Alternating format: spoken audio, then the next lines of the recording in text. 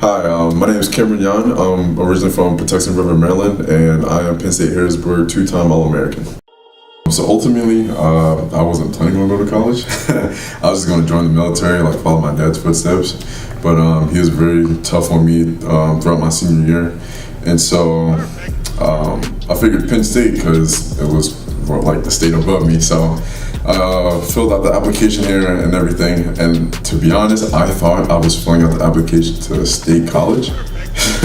So once I figured all that out, and then I got my acceptance letters to Penn State Harrisburg, and I was like, oh, like, all right. So we took a campus visit, and then this was like basically like the startup of the track program, which was kind of like a bonus too, because I was like, all right, so like I feel like this is the opportunity of me basically just starting a name for the program as well, and I believe that other people would see the same opportunity, and then they would bring their talents and whatever they had and basically just contribute it, which is basically what all happened. Coming into the program, my confidence was through the roof. Like, I had one goal and I was set out to accomplish it. Because as soon as I met the coaches, I was like, yo, like, this is what I'm set out to do. This is what I'm trying to accomplish.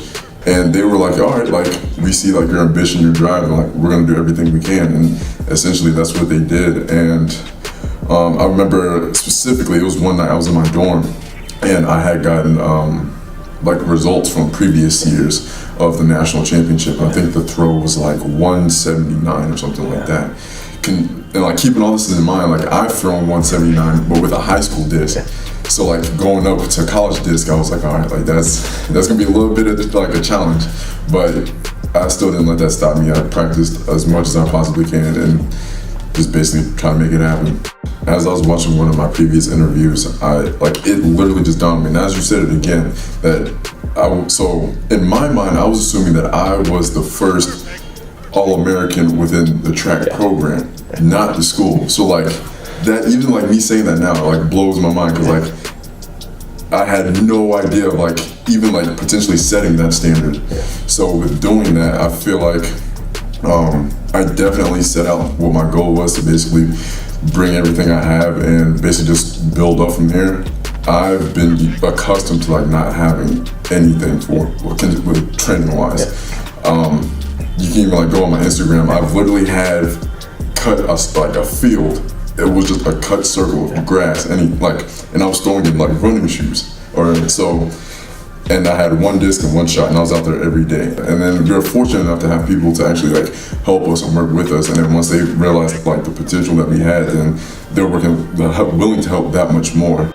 Both of my parents were in the military. My dad, whenever he would deploy, he would go and basically he was telling me that whenever he wasn't working, he was like lifting weights.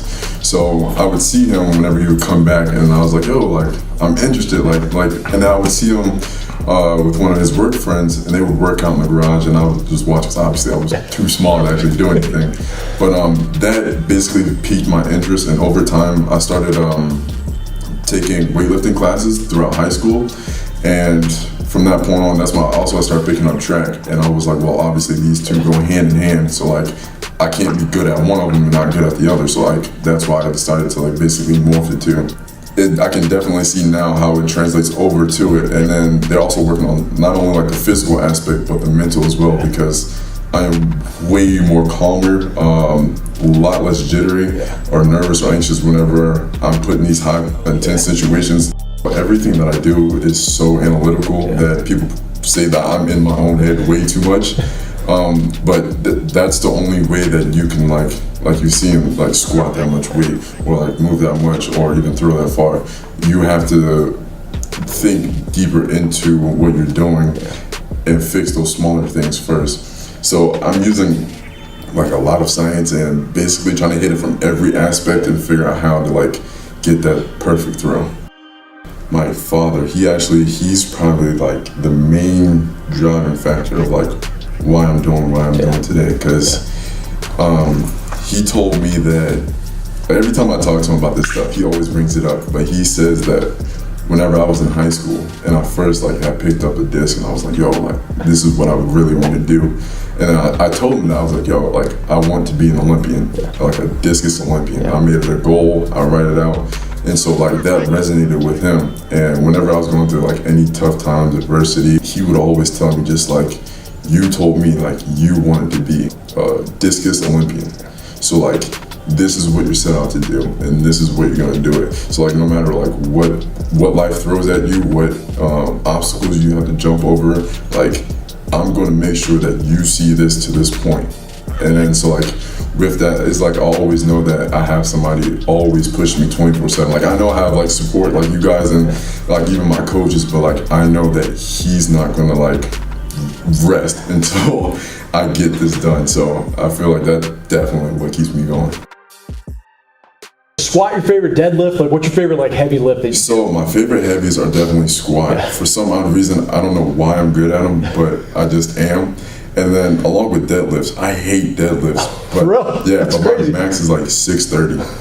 So, like, it's like the most lifts that like that most people hate, because I know a lot of guys hate leg Oh, day. yeah. But like me, if I can hit it 3 times a week, I would. But What do you listen to? Like when you're in the zone, like you go hard, what do you listen to? oh man, this is so most times like before I would start listening to like Slipknot, like some heavy metal type stuff. But more recently, it's crazy because like now I'm listening to like it's embarrassing too, but like There's no embarrassing answer. It's like the softest type music, like Taylor Swift. Hey. Like I listen to that, and then some other stuff like I don't know if you ever heard of him, but Tekashi 6ix9ine. Oh yeah. Yeah, so like his music is garbage, but like for some reason it just Mumble rap, baby. Come on. Yeah, Come on, man. like, if I can't understand it and it's a nice beat, then like it just gets me amped. That's awesome. Well, I was gonna say, who cares what it is if it's gonna get you to push for a bar? yeah. That's awesome, man. The Carter 5. Yeah, what are you thinking? Tell me. I want to get your So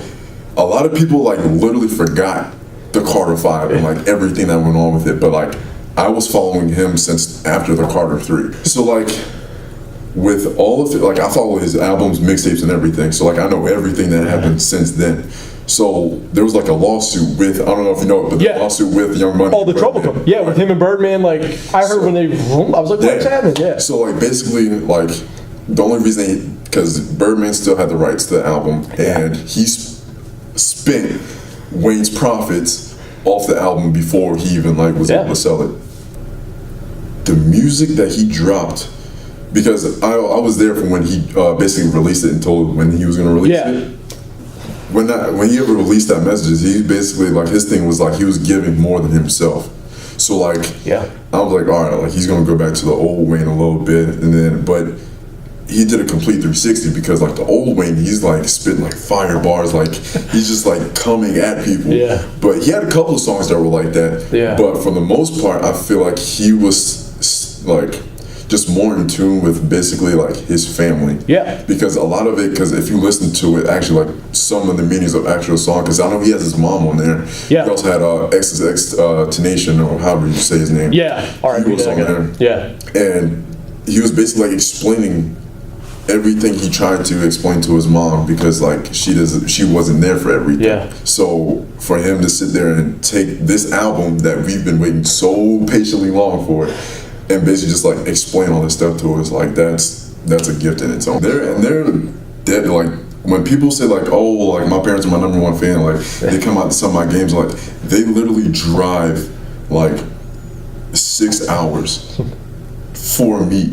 And I'm like, yo, like this is not even like a national meet. Like you don't have to, but they do that. So like, That's awesome. It's just insane to like, and I never like try to take them for granted or anything. Like I made sure that I'm like, yo, like I definitely appreciate you guys, because like they do so much. Like every national meet they've been there. So like, and it's like Iowa.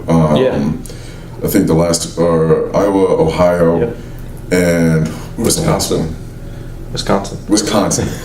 And everyone they've been there, and I'm like, awesome. That's amazing. Like so, like I can never like truly say like how much I love them and how much I appreciate them.